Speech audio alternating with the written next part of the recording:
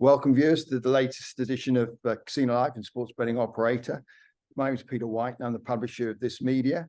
Today, we're privileged to have Bo Bernhard, Vice President of UNLV, and he's here to let us know all exciting developments at the university. You may notice, viewers, that this is a different background. I'm actually undertaking this from Les Ambassadeurs, Mayfair, London.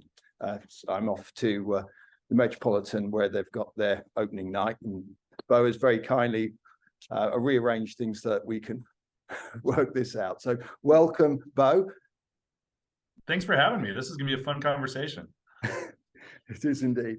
So if we could kick off with, now, am I correct in saying you're in charge of UNLV's economic development that includes the new Harry Reid Research and Technology Park campus, its Blackfire Innovation Hub, and the UNLV Incubator? Yeah, that's what I oversee. It's so like a lot of universities and an increasing number, we are bringing the best of from the university to the business community and looking at ways in which our university strengths can be brought to bear in business environments in a variety of ways. So we have over 100 companies engaged with us here. They are most all of them companies like Microsoft and Intel and Adobe on the tech side that I'm sure you've heard of. And what's really fun for the students is to get to work on research projects, for example, with companies like that in a way that really furthers their experience and transforms their educational lives. Fabulous. Well, the Blackfire Innovation Hub is of a particular interest, as this, I think, is looking at possible futures for the gaming industry in the broadcast sense, from the casino floor through to XR, VR, and esports, to haptic and holograms, and who knows what type of solutions that will exist in the future. Would I be correct in saying that the Blackfire Innovation Hub is playing a role similar to the role played by Xerox PARC, our Palo Alto Research Center? You know, the famous PARC that created the graphic user interface, the computer mouse. Yeah, and the only difference is it's run by a university rather than the private sector. So we are here for all of the Xeroxes of the world, all of the companies and all of the partners in the world to be, in essence, an innovation sandbox.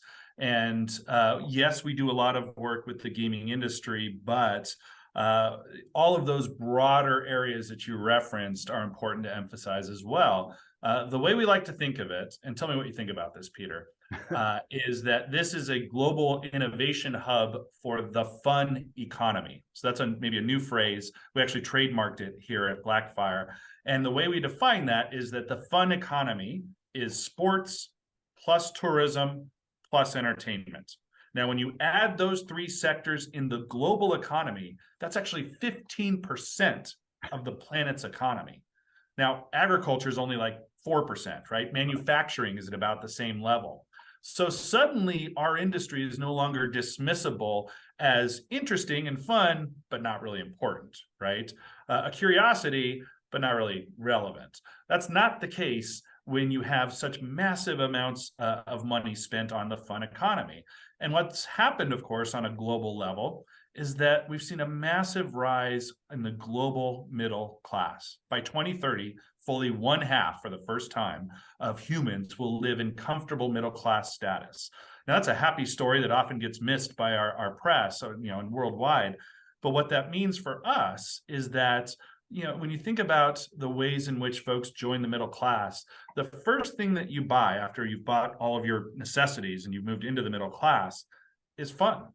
And we're in the fun business, right? All of us, whether it's gaming, whether it's haptic suits for video games, whether it's tourism and looking at the ways in which we travel, we're in the fun economy. And that's no longer something to scoff at. Indeed. Those are big numbers. Huge numbers. Yeah, in a way that, in Las Vegas is interesting because we're obviously in a city that was founded on all that, right? Most everyone who's listening to this, they come from a hometown that might be very, very different from one another, all the different hometowns, but they probably have one thing in common. They probably were born, at least from an economic perspective, out of a place of making stuff and then shipping that stuff, or usually you're next to a piece of water so that you can then ship it somewhere, right? Las Vegas is really a post-industrial city. We don't make things, we make experience, right? We make hopefully fun. And as a result, it really is an entirely different foundation for a city, and in turn, a different kind of foundation for our university at its heart. Because I mean, it has evolved, hasn't it? I mean, in the 20 years I've been in the industry, I mean, it was entertainment, it was casino first, then entertainment, and then retail, and now it's evolving into you know, you've got the Las Vegas Raiders, you've got the hockey, you've got the Grand Prix. I mean, these are massive sporting pursuits and of international interest and following. So, I mean, the whole place is, I mean, everyone's talking about the Grand Prix over here. It's a very exciting prospect. I mean, some of the room rates apparently are through the roof during the Grand Prix. No, it's through the roof. In many ways, it's like an amusement park, Las Vegas, that continues to build new rides and attractions and roller coasters. And indeed, it needs to, or else the product stagnates and people stop coming to your amusement park. But what that's meant, of course, is an economic diversification within sort of the fun economy's parameters, in a way that's constantly building new rides, right? New things to experience. And so, yes, the way in which the last 2 years, dating back to about 5 years, this has become a different kind of sports mecca, is really quite fascinating because, you know, when you think about it, like arenas, right? So when you think of like the O2 Arena in London, or you think about Old Trafford up in Manchester, these are beautiful facilities that are used for like 2 hours a week, right? By contrast, the arenas and you know, that is Las Vegas, the greatest arena on earth, is our latest tagline. There are so many different things you can do. They'll say, okay, hey, come and do X. X might be, you know, have lunch. Oh, then do Y. Y might be gamble. Oh, then do Z. Z might be shop. Oh, then do A, which might be stay overnight in a hotel. Oh, wake up and do B. That might be go to the pool. And then do C. That might be go to the day club. And then go do, you know, D, which might be play in an esports arena, right? And on and on and on. And it's a really sort of interesting maximization of the arena concept viewed through a certain lens. Yes, I mean, can't wait for the Grand Prix, and it's going to be exciting. It's going to be so fun. I don't think people here fully understand how big it is, because of course we're also hosting the Super Bowl, and to Americans, the Super Bowl is just the pinnacle, right? But whereas again, the Super Bowl will attract all of, you know, the attention of everyone from you know, folks who work you know, in a construction environment, say, all the way up through billionaires of the United States. F1 is that at the global level, right? It will attract folks at an international level in a way that I think most locals, and I lived in Europe for 2 years, so I fully appreciate this.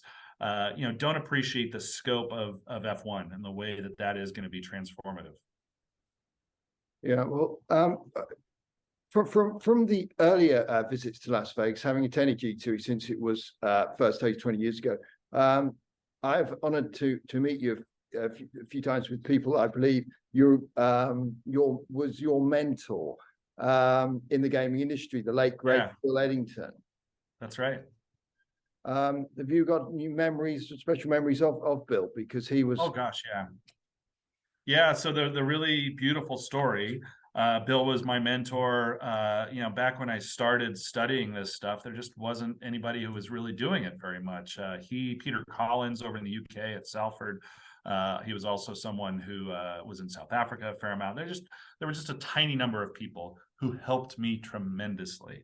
And so Bill, sadly, was diagnosed with pancreatic cancer and reached out and said, I would like for you to take over our programs as well. He was at the other university in my state here in Nevada. And it's become this beautiful collaborative experience with 2 universities working together in partnership. And gosh, that doesn't happen a lot here. It doesn't happen a lot around the world, right? Where you have 2 universities in 2 different locales on a 50-50 partnership basis, building things like the International Gaming Institute and all that it produces for the world of gaming. So it's been a really rewarding and special collaborative experience that really starts with my mentor, as you mentioned. I'm glad you got a chance to meet him. Yes, indeed. It's a privilege. So for Las Vegas and for Nevada, in terms of your focus, is there a next phase that is already planned or hoped for regarding economic development and diversification and resilience? Yeah, gosh, where to start? I mean, within the tourism industry, there's a diversification into areas like medical tourism, where, for example, because we have a dry, warm climate, maybe this is a place where you already come to vacation in Las Vegas. What if you come to vacation in Las Vegas after a medical procedure, and this is where you heal, right? Sports tourism, we already spoke about, right? These games are filled not only with local fans, but with fans from all over the world who want to come see their favorite teams play against the Las Vegas team. Cultural tourism, this is a place with a tremendous cultural history in a lot of different ways. And then even nature tourism. We are at a hub for the national parks in ways that people don't fully realize till they get there and realize it's just a short drive away to everything from the Grand Canyon to the national parks in California. So once more, those areas within the industry. And then outside of the industry, we've become an energy hub, as you might imagine, with a ton of sunshine, today excluded. It's actually cloudy here today. We have a tremendous solar energy capacity. We have a tremendous lithium battery capacity, which of course is becoming increasingly important in our electric car universe. We are one of the leading mining areas for that, and then transforming that into usable energy. And so in ways that you might not expect, this has been a fairly innovative place across a range of industries. And the more diversified your economy is, of course, the more resilient it is.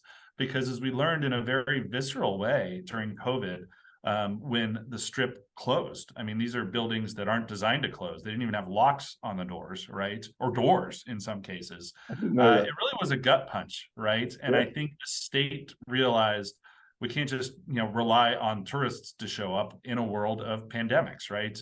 We have to broaden the offerings and the economy. And so we've been hard at work at that, and that innovation spirit is what we represent here at Blackfire. Well, switching the focus somewhat to your other role as Executive Director of the International Gaming Institute at UNLV, how does the IGI and the EPD fit into your mix of economic development? Or are you treating EPD and what the IGI does as a separate piece of a puzzle? Yeah, I mean, it really is one of those things in life that maybe it's best explained by the origin story. I was running the International Gaming Institute for years. And again, then we converged with the work that Bill Eatington was doing up north, and it just grew and grew and grew. And our president at the university said, well, you're doing wonderful things with the gaming industry. What about trying to do that with all of the industries? And I took a leap, but I held on to things like the Executive Development Program, which we just finished. It's in Lake Tahoe. EDP is the world's learning, growing, and convening space for people who want to be in the C-suite in the global gaming industry, as 1,500 alums will attest. That was another program that Bill Eatington founded in 1990. And it's just produced dozens upon dozens of CEOs and just passionate alumni. I don't think I'll ever give that up because I so love that program, and it's so fascinating to get to work with. We put them in teams, and you'll be on a team where the person on your left is from Costa Rica, and the person next to her is from Macau, and the person next to him is from Australia, and then we'll have Estonia next to Italy, next to Chile, and you'll all work together on an almost impossible project that's something along the lines of build your dream casino resort with these parameters, right? Okay. And where else in the world can you do that, right? Work with similarly smart, motivated gaming people, right? And in a way where during the day you've got these great lectures, and all night long you work on these killer projects. And so it's just kind of emerged organically from my sort of trajectory. But of course, that serves as a force, we would hope, of creating a resiliency and a strength in the global gaming industry as we share best practices. Just a quick story from what happened a few years back in EDP. It was when the Hong Kong protests were really taking hold, obviously next to Macau. And one of our Macau attendees said, I really am trying to figure out whether I should let our employees protest what right I have to speak to their social media and so forth. And a gentleman from Chile stood up and said, the same thing is happening right now in Santiago, right? We have massive protests, anti-government protests. I don't know whether I should allow my employees to engage, and when they do engage, how much control. And so we turned it into a workshop, and we emerged with an amazing sort of cross-pollination of solutions, right? That wouldn't happen, I think, anywhere else on the planet. And so those kinds of moments happen all the time there. And once more, our hope is creating a more resilient global industry. Wow. Well, lastly, I mean, I have been in the gaming industry for over 2 decades now, and I've been visiting G2E since 2001. It was the first event. During that time, I've seen a few transitions looking from the outside as Las Vegas has reinvented itself. You're a 5th generation Nevadan, and you call Yes. Las Vegas your home. Given the number of times Las Vegas successfully reinvented and transformed itself over the years, with your expertise, Bo, and your knowledge, can you kind of like give an insight into, you predict to our audience what the future of Las Vegas may look like? Sure. What a fun question. And so, yeah, as you mentioned, this is a place that constantly reinvents itself, that constantly adapts to change and then creates change. And I actually think that that's the secret to Las Vegas's success. Stephen Hawking, who obviously is one of the most brilliant minds of the century, just before he passed, they asked him what he found to be the highest form of intelligence. And he said, adaptability to change. And of course, Las Vegas is a place that is so enamored with change, it literally implodes its own cathedrals, right? It's brilliant, huge buildings. This is how dedicated to a Stephen Hawking, if you will, version of being smart to that degree, right? So, and once more, it's like an amusement park. If it doesn't change and you're still going on the same roller coaster you went on as you went on as a kid, you stop coming, right? So I really think that what's next is this fun economy embrace. Again, far beyond the gambling ends up being a relatively small part of the pie when you are here to go on sports rides, when you are here to go on rides in nature. And once more, I think that what we'll hear more and more and more about is non-gambling stuff, right? The things that Las Vegas became famous for are sort of pushed into the background. And the things that are new, like once more, going to a Super Bowl, going to a Grand Prix, are the things that you'll hear about more and more and more. Now, of course, all of that comes back to these Las Vegas companies that are massive companies and that live on the Las Vegas Strip, because you typically be staying in those hotels. But the number of different amenities, if you will, that are on offer will only grow in nature, and certainly will head into the sports area, the outdoors area, and a lot of different new rides, if you will, at the amusement park. And I guess the university itself is going to evolve as well.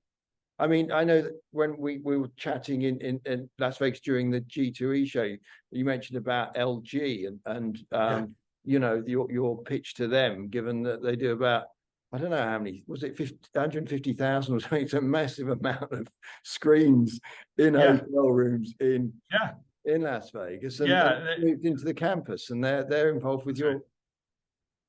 So LG is here in our tech park, in our Blackfire Innovation Hub, because there are 150,000 hotel rooms in Las Vegas.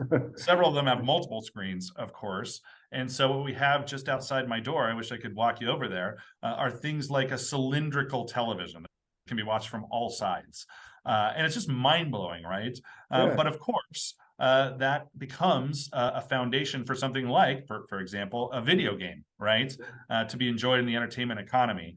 And what we hope for our students, right? Because at the end of the day, we are teachers here at the university, is that they are, by virtue of interacting with these kinds of companies and seeing the vast potential of the business world outside of our campus, what's triggered in them is an innovation spirit to invent the game that's to be played on that cylindrical TV. And I have to say, as a teacher, I've been teaching for over 2 decades now at the university. I think the students we put out now are way smarter than the ones we used to put out, just by virtue of the fact that these new kinds of, we call them pedagogies, approach to teaching, where you invent a solution, I think adds and complements our traditional curriculum of sort of turn to chapter 13, this is what we're covering this week, and this will be on the test.